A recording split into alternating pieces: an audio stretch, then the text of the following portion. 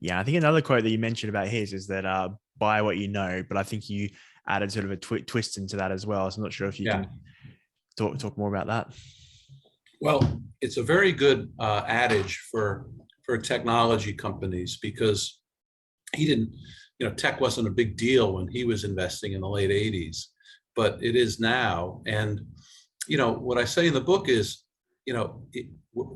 wherever you're working in, whatever niche you're working in the economy, you have an edge over me, over Buffett, over Anthony. You have an edge over 99% of all investors. So if you work in marketing, for example, you'll know whether Salesforce has a moat or not. You'll have intimate knowledge about the competitive dynamics of, CRM software, and that gives you an edge.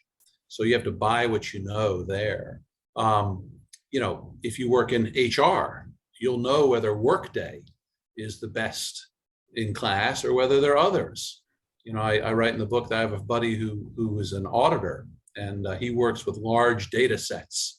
And he loves this company, and I'm not recommending it, I've never studied it much, called Alteryx, which is the leader for manipulating data sets in Excel. He swears by it, won't buy cheaper products. He thinks it's the company. So you have to buy what you know. But the twist is, you have to be, careful. In some ways, it's the same as it's always been. You have to be careful because you have to know that this business has a moat.